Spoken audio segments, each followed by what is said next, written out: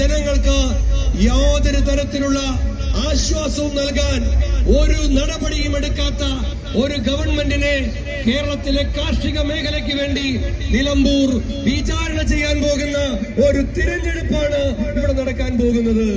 കർഷകർക്ക് വേണ്ടി, ഉദ്യോഗാർത്ഥികൾക്ക് വേണ്ടി. ഞാന് കഴിഞ്ഞ ദിവസവും ഒരു യോഗത്തിന് പോയപ്പോൾ ഒരു വീട്ടമ്മ എന്നെ ഫോണിൽ വിളിച്ചിട്ട് പറഞ്ഞു, നിങ്ങൾ ആരും പ്രസംഗിക്കുമ്പോ വെളിച്ചെണ്ണയുടെ വിലയെക്കുറിച്ച് പറയുന്നില്ല, വിലക്കയറ്റത്തെ കുറിച്ച് പറയുന്നില്ല.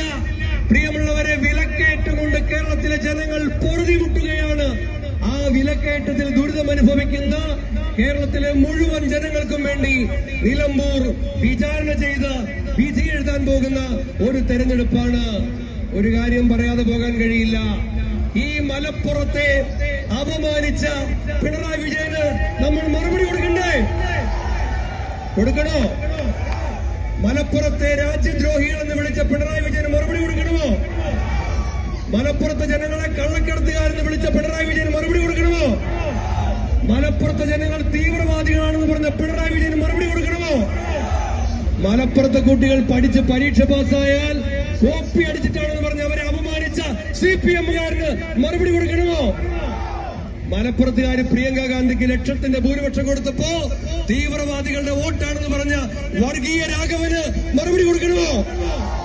എന്നാൽ ആ മറുപടി എല്ലാം കൂടെ കൂട്ടിയെടുക്കുന്നതാണ് ആ 25,000. ഈ മറുപടി എല്ലാം കൂടി ഇങ്ങനെ കൂട്ടി എടുക്കുന്നതാണ് ഞാൻ പറഞ്ഞ 25,000. മലപ്പുറത്തെ ജനങ്ങളെ അപമാനിച്ച ഒരു മുഖ്യമന്ത്രിക്ക് മലപ്പുറത്തുകാർ ഒരുങ്ങിയിരുന്നതാണ് ഒരു മറുപടി കൊടുക്കാൻ.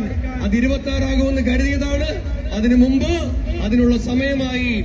ആ മറുപടി നമ്മൾ 23 തീയതി ഈ നിയോജക മണ്ഡലത്തിലെ തെരഞ്ഞെടുപ്പിന്റെ കൗണ്ടിംഗ് ആരംഭിക്കുമ്പോ ഒന്നാമത്തെ ബൂത്ത് എണ്ണി തുടങ്ങുന്നത് മുതൽ കാണാൻ കഴിയും. പ്രിയങ്ക ഗാന്ധി വന്നു. ഞാൻ എന്റെ പ്രസംഗം ചുരുക്കാണ്. പ്രിയങ്ക ഗാന്ധി ഇവിടെ വരേണ്ടത് 4 മണിക്കായിരുന്നു, അല്ലേ സന്ദീപ്? 4 മണിക്ക് വരേണ്ട പ്രിയങ്ക ഗാന്ധി വന്നത് 7:30 മണിക്കാ. അതിന്റെ ഇടയിൽ 4 മഴ പെയ്തു. ആരെങ്കിലും പോയോ? അങ്ങനെ മഴ പെയ്താ പോവോ? ഇടിവെട്ടിയാ പോവോ? ആര്യാടൻ ഷൗക്കത്തിനെ നിയമസഭയിൽ എത്തിച്ചിട്ട് നമ്മൾ വിശ്രമിക്കുള്ളൂ. അത് ആര്യാടൻ മുഹമ്മദിന്റെ ഓർമ്മയ്ക്ക് നമ്മൾ കൊടുക്കുന്ന വാക്ക. VV പ്രകാശിന്റെ ഓർമ്മയ്ക്ക് നമ്മൾ കൊടുക്കുന്ന വാക്ക. ആ വാക്ക് നമ്മൾ ഓരോരുത്തരും പാലിക്കും. നിലമ്പൂരിലെ ജനങ്ങൾ അത് വിധി എഴുതും. ഇവിടെ ഒരു കാര്യം പറയാതിരിക്കാൻ വയ്യ. ഞാന് പെൻഷനെ കുറിച്ച് പറഞ്ഞു. ഞാനും ഷാഫിയും കൂടെ ഒരു വീഡിയോ ചെയ്തു. ഞങ്ങളെ നിയമസഭയിൽ പറഞ്ഞ കാര്യം തന്നെയാണ്.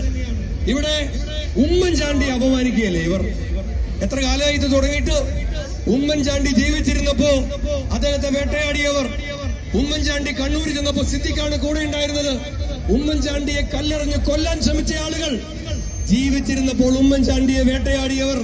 അദ്ദേഹം മരണപ്പെട്ടതിന് ശേഷവും ഉമ്മൻചാണ്ടി 18 മാസം പെൻഷൻ കൊടുത്തില്ല എന്ന് നട്ടാൽ കുരുക്കാത്ത നുണയുമായി ഇറങ്ങി.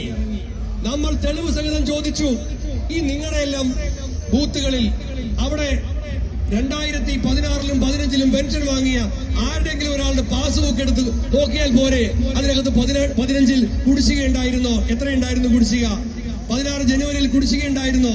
16 ഫെബ്രുവരിയിൽ കുടിശ്ശിക ഉണ്ടായിരുന്നോ? നോക്കാമല്ലോ. എന്നിട്ട് നമ്മൾ ബാലഗോപാലിനോട് ചോദിച്ചതാണ്, നിങ്ങൾ ഈ 4,500 കോടി രൂപ പെൻഷൻ കുടിശ്ശിക കൊടുത്തിട്ടുണ്ടെങ്കിൽ അതിന്റെ കണക്ക് പറയണം. എന്നിട്ടോ കണക്കില്ല, തെളിവില്ല, രേഖയില്ല. ഉമ്മൻചാണ്ടിയെ അധിക്ഷേപിക്കാൻ ഈ നിലമ്പൂരിൽ നിങ്ങൾ ശ്രമിച്ചാൽ ഉമ്മൻചാണ്ടിയെ അധിക്ഷേപിക്കുന്നതിനുള്ള മറുപടി കൂടിയായിരിക്കും ഈ തെരഞ്ഞെടുപ്പിൽ ജനങ്ങൾ നൽകാൻ പോകുന്ന കനത്ത തിരിച്ചടി.